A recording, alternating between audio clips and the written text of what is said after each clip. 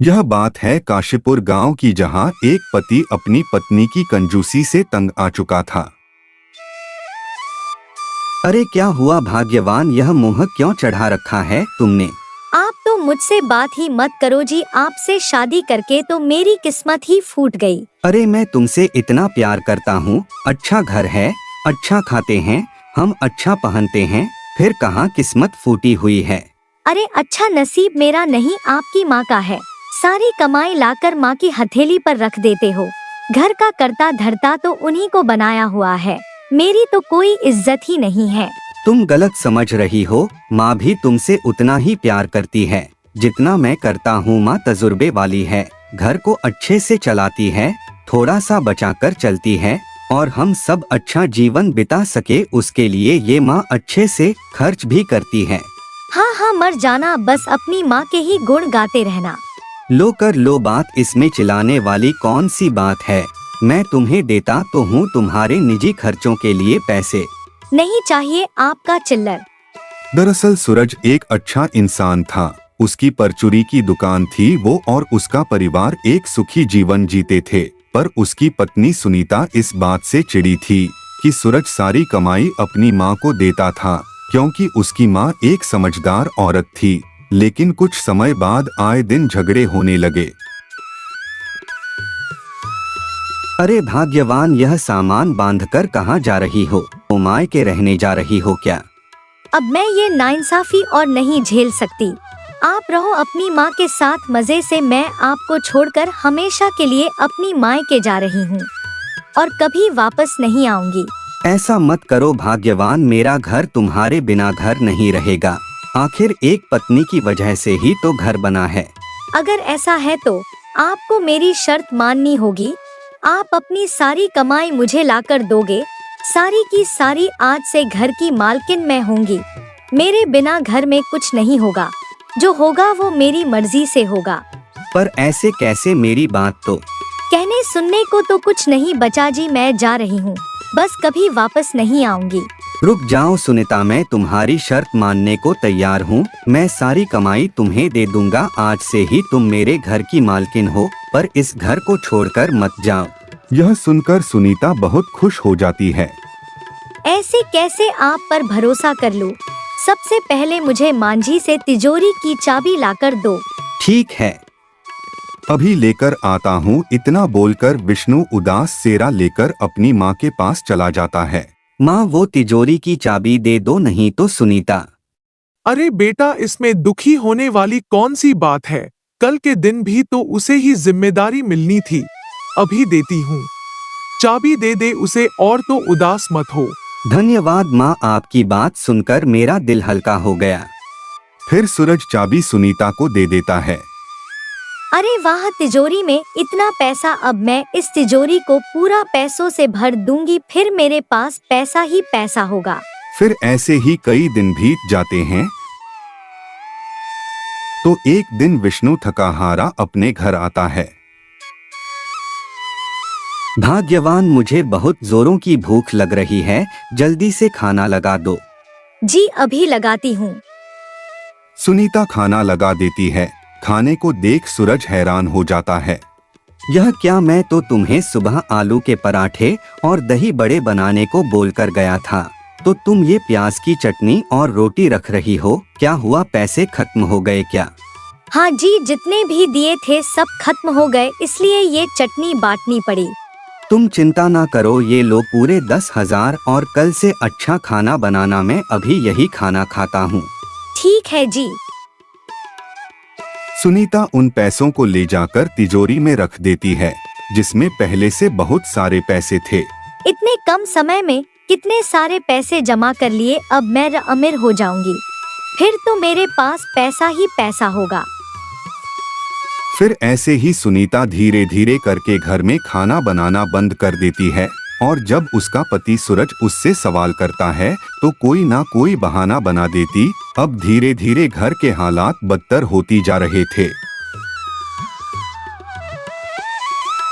सुनीता, मुझे तिजोरी से 10,000 रुपए निकाल कर दे दो, क्योंकि मुझे इस बार दुकान में सामान डालना है।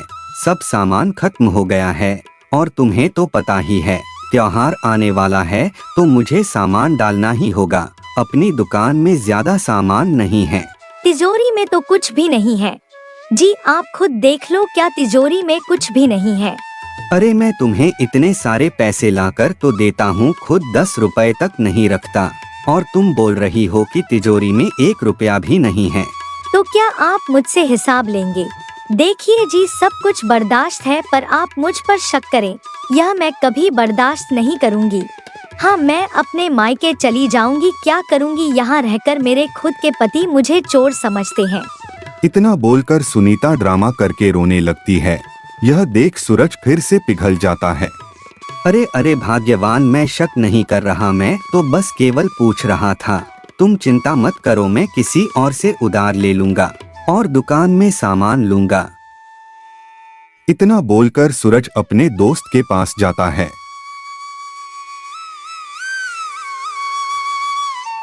अरे भाई किशन, मुझे 10,000 रुपए उधार चाहिए थे, मुझे अभी पैसों की जरूरत है। अरे सूरज, तुम तो इतने पैसे वाले हो, तो तुम्हें पैसों की जरूरत कैसे पड़ गई? सब ठीक तो है ना? मेरे भाई हाँ, सब ठीक है, बस पैसे ही नहीं है फिलहाल, और दुकान में मुझे सामान डालना है। अरे सूरज भाई, तुमने मेरी इतनी बार मदद करी है, तो मैं तुम्हें कैसे मना कर सकता हूँ? मैं अभी तुम्हें 10,000 रुपए दे देता हूँ, बस तुम समय से लौटा देना। तुम्हारा बहुत बहुत धन्यवाद भाई। इधर सूरज उधार ले रहा था तो दूसरी तरफ सुनीता अपनी 2 सहेलियों के साथ बैठे हुए हंस रही थी।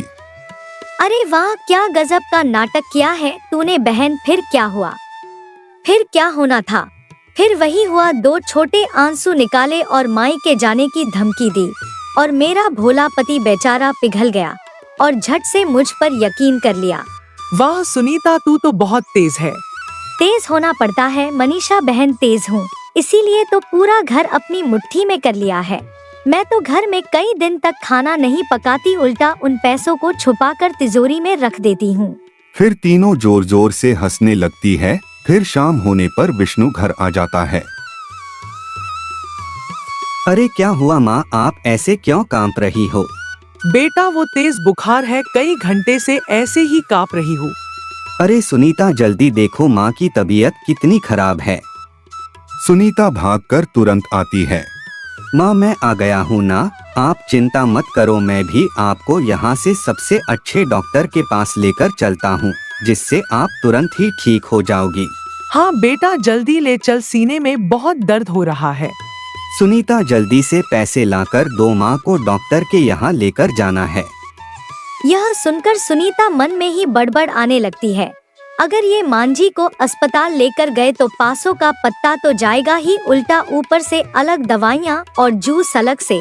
नहीं नहीं, मैं इतने पैसे खर्च नहीं होने दे सकती, मुझे कुछ बहाना करना होगा। सोच सुनीता सोच, अपना खुराफाती दिमाग चलाओ और कुछ सोच। क्या सोच रही हो सुनीता? मैंने कहा जल्दी से पैसे लेकर आओ, माँ को जल्दी से अस्पताल लेकर जाना है। तभी झट से रेखा के दिमाग में चाल आ जाती है। अरे आप इतना क्यों घबरा रहे हो? ऐसे तो माँ जी और भी ज्यादा घबरा जाएंगी, और दूसरी बात अस्पताल दूर है, जाने में समय लग जाएगा, तब तक माँ जी की तबीयत और बिगड़ जाएगी। तो तुम क्या चाहती हो, मैं माँ को ऐसे ही रहने दूं?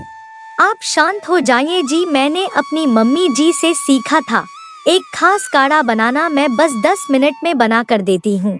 पर माँ की तबीयत बहुत खराब है, काढ़े से कैसे ठीक होगी? अरे आपको क्या मुझ पर भरोसा नहीं है? यह मेरी भी माँ है। ठीक है, लेकिन जल्दी लेकर आओ। फिर सुनीता रसोई में जाती है और बड़बड़ा लगती है। इनको तो बोल दिया, मुझे तो काढ़ा बनाना आता ही नहीं, ऐसे ही कुछ बना देती हूँ। सुनीता ऐसे ही कोई आधा अधूरा उल्टा सीधा काढ़ा बनाती है और माँ जी को पिला देती है। आप क्यों जी, आप आराम कीजिए, माँ जी अब जल्दी से बिल्कुल ठीक हो जाएंगी, इनका ध्यान मैं रख लूंगी। पर माँ, आप जाइए और सो जाइए, मैं हूँ यहाँ। सूरज उसकी बात मानकर सोने के लिए चला जाता है। सुबह होने पर सुनीता सूरज को माँ से नहीं मिलने देती और उसे दुकान पर भेज देती है। लगातार 2 दिन बीमार रहने के बाद माँ बेचारी खुद ही ठीक हो जाती है। दिन बदन सुनीता की कंजूसी बढ़ती जा रही थी। जिसे सूरज भी जानने लगा था, पर जब भी वो उससे कुछ पूछता तो वो नाटक करने लग जाती। फिर एक दिन शाम होने पर सूरज अपने घर जाता है। चलिए जी, आज आपकी बहन के यहाँ चलते हैं। हाँ ठीक है चलेंगे, पर मुझे अभी बहुत तेज भूख लग रही है। पहले खाना खा लूँ फिर उसके बाद चलते हैं। मेरी तबीयत ठीक नहीं थी इसलिए खाना नहीं बना पाई। चलिए ना, आपकी बहन के घर ही जाकर खा लेंगे। अरे पर मेरी बात तो सुनो। चुपचाप चलिए जी। सुनीता जबरदस्ती ही सूरज को उसकी बहन के यहाँ ले जाती है। अरे आप लोग इस टाइम सब ठीक तो हैं? वो क्या है ना यमुना बहन, तुम्हारी भाई को तुम्हारी बहुत याद आ रही थी, इसलिए काम से आते ही सीधा चले आए ना बोला, पर खाना भी खाकर नहीं आए। फिर बहन मन में सोचती है यह तो खाने के टाइम पर आए हैं, एक बार पूछ लूं क्या? तुम कहो तो मैं ले आऊं खाना। लो ननद हो तुम हमारी यहाँ थोड़ी ना, हम शर्माए ले आओ खाना। यह देखकर सूरज शर्मिंदा हो जाता है। यह क्या कर रही हो भाग्यवान, अब क्या हमारे इतने बुरे दिन आ गए हैं कि खाना भी किसी और से मांग कर खाना पड़े। आप चुप रहिए जी, आपकी ही बहन है। फिर सूरज की बहन कमरे में जाती है। लो जी, ऐसे झूठ मूठ को ही पूछा, यह तो सच्ची में गले पड़ गए। उसके बाद वो दोनों वहाँ खाना खाकर घर वापस लौट जाते हैं। अब सुनीता की कंजूसी ज्यादा से ज्यादा बढ़ती ही जा रही थी। अक्सर वह रिश्तेदारों के घर जाती और जबरदस्ती खाना खाती और अपने पति और सास के लिए भी मांग कर लाती। उसने सूरज और उसकी माँ की नाक में दम कर दिया था। ना घर में खाना बनता, ना ही नए कपड़े आते, ना घर की मरम्मत होती, और तो उसने दूध तक लेना बंद कर दिया था। उसने धीरे धीरे करके एक एक पैसों से तिजोरी भर ली थी। उस तिजोरी का नाथ सूरज को पता था, ना ही उसकी माँ को। फिर एक दिन रात होने पर, हाय मैंने कितने सारे पैसे जोड़ लिए, मैं इस गांव में सबसे ज्यादा धनवान हो गई। जब वो ये सब खुद से बोल रही थी तभी कोई उसे चुपके से देख रहा था। फिर वो तिजोरी के ताला लगाकर चाबी एक जगह छिपा देती है। अरे सुनती हो, मैं माँ को लेकर जा रहा हूँ काली माँ के दर्शन करवाने दूसरे गांव, कल तक लौटूंगा, तुम अपना ध्यान रखना। ठीक है जी। सूरज और उसकी माँ दोनों चली जाते हैं। मैं अकेली यहाँ क्या करूँगी, मैं मायके चली जाती हूँ। 2 टाइम खाना वही खा लूँगी, पैसे भी बच जाएंगे। फिर रेखा पैसे बचाने के चक्कर में वो तिजोरी की चाबी लेना ही भूल जाती है। अगले दिन जब सूरज और उसकी माँ वापस आते हैं तब सुनीता भी आ जाती है। सुनीता जैसे ही तिजोरी के पास गई तो चीख उठी, क्योंकि तिजोरी खुली हुई थी और सारा पैसा गायब था। सुनीता की ये चीख सुनकर सूरज और उसकी माँ भी वहाँ आ जाती हैं। क्या हुआ, ऐसे क्यों चिल्ला रही हो? फिर सुनीता कुछ बोलने की बजाय जोर जोर से रोने लगती है। अरे क्या हुआ, ऐसे क्यों रो रही हो तुम? मैंने सब बर्बाद कर दिया जी, इस तिजोरी में सारे पैसे थे जो मैंने इसमें रखे थे, किसी ने चुरा लिए। क्या पैसे चोरी हो गए? वो पैसे जिसकी वजह से माँ को और मुझे दोनों को भूखा सोना पड़ा। बीमारी में कोई दवाई नहीं मिली, ना ही सर्दी में कोई गर्म कंबल मिला। हमें इतनी परेशानी देकर तुमने वह पैसे चोरी करवा दिए। मुझे नहीं पता जी कैसे चोरी हुई, मैंने तो चाबी संभाल कर रखी थी, किसी ने मुझ पर जरूर नजर रखी होगी। इतने दिन से जो सूरज चुपचाप सह रहा था, आज वह फट पड़ा था श्रद्धभीष्ट। बस बहुत हुआ सुनीता, तुम्हारा दुख इस बात का नहीं है कि पैसे चोरी हुए, बल्कि दुख इस बात का है कि तुमने हमें भूखा रखकर और हमसे इतने पैसे छुपा कर रखे। अरे खाली पेट मुझसे काम नहीं होता था, तुम्हारी वजह से अपनी दुकान ठप पड़ गई। लोगों से कर्ज ले लेकर चारों तरफ से गिर चुका हूँ।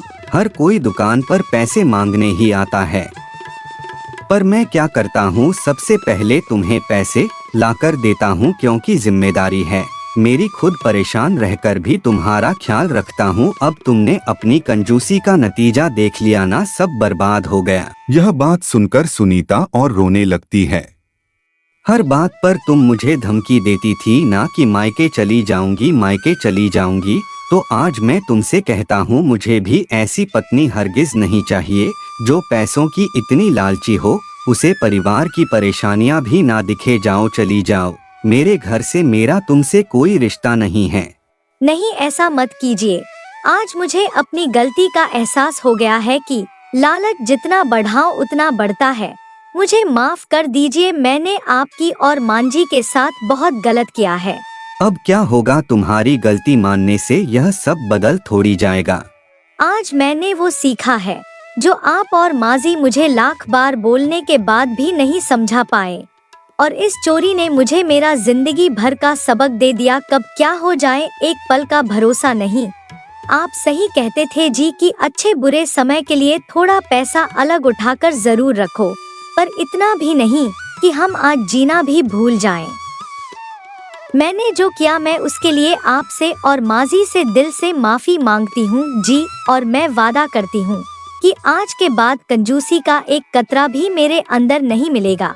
मैं इतनी समझदारी से काम कर लूंगी कि यह बुरा वक्त कब अच्छा वक्त हो जाएगा पता ही नहीं चलेगा। मैं हाथ जोड़ती हूँ, बस एक मौका दे दीजिए। बेटा बहुत दिल से माफी मांग रही है, हमें उसको एक मौका और देना चाहिए। मेरा तजुर्बा कहता है कि इसे इसकी सीख मिल गई है। देखना, मैं इस गलती की भरपाई ऐसे करूंगी कि आप सबको मुझ पर नाज होगा, और इस पैसे को सिर्फ पैसा समझूंगी, कोई जिंदगी नहीं। उसके बाद वो तीनों एक नए सिरे से जिंदगी की शुरुआत करते हैं।